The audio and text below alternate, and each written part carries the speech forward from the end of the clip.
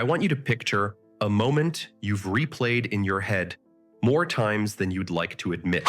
You walk into a room where people are already talking. Laughter lands before you do. Conversations are midstream. No one did anything wrong. No one ignored you. And yet, something tightens in your chest. Your posture shifts. Your breathing changes.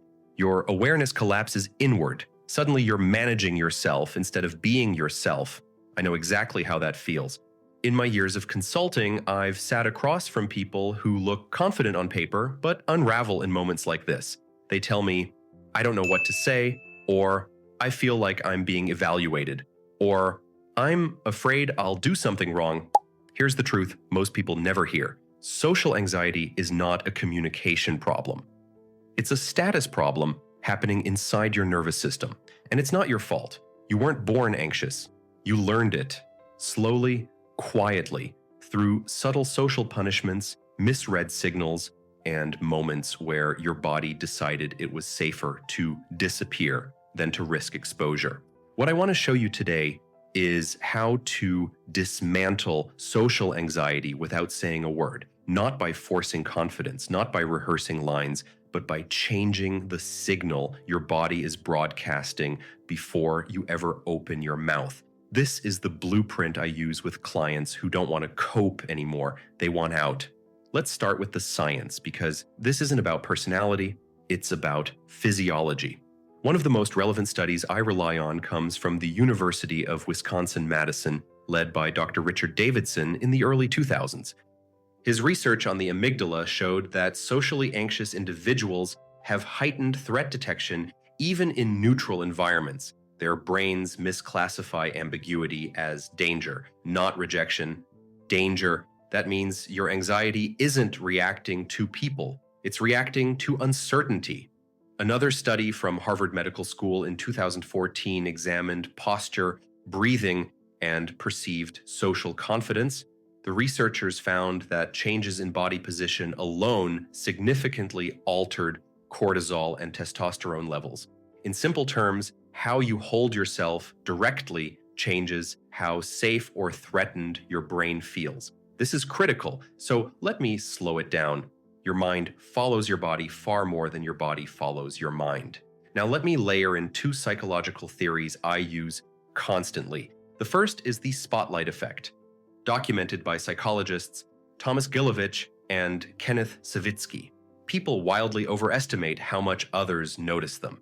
In anxious states, your brain acts like you're under interrogation when in reality you're background noise.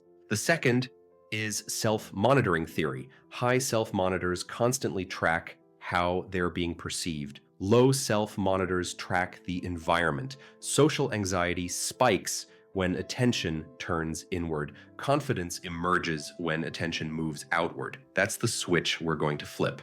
Now let's talk about how to destroy social anxiety without saying a word. The first move is grounding through stillness. Most anxious people fidget, they adjust, they check their phone, they cross and uncross their arms. These micro movements signal uncertainty to your own nervous system. I tell my clients this: stillness is interpreted by the brain as control. Next time you enter a room, don't rush to act normal. Stop moving for 2 seconds. Plant your feet. Let your shoulders drop. Let your arms hang naturally. You're not trying to look confident. You're telling your body there is no immediate threat. Think about predators in nature. The calm ones don't move unnecessarily, neither do leaders. The second move is slow breathing through the nose. This sounds basic, but it's surgical. Nasal breathing activates the parasympathetic nervous system. Mouth breathing activates stress. I've watched clients cut their anxiety in half within minutes just by slowing their breath. Here's the rule I give them. Your exhale should always be longer than your inhale. That ratio alone tells your vagus nerve to stand down. You don't need affirmations, you need oxygen discipline. The third move is eye behavior, not eye contact. Most advice tells you to maintain eye contact. That's terrible advice for anxious people. Forced eye contact spikes self-monitoring. Instead, I teach soft gaze. Look at faces the way you'd look at a painting. No staring, no darting, just relaxed observation. You're not performing, you're orienting. When your eyes stop hunting for approval, your nervous system follows. The fourth move is claiming space without occupying attention. Anxious people make themselves small. They lean in, they hunch, they compress. This is a submission signal, and your brain responds accordingly. I want you to take up physical space calmly. Sit back. Let your elbows rest naturally. Don't sprawl. Don't shrink. Just exist at full size. The fifth move is delayed participation. You do not need to enter conversations immediately. High-status individuals often observe first. They listen, they calibrate. Silence creates composure. Composure creates authority.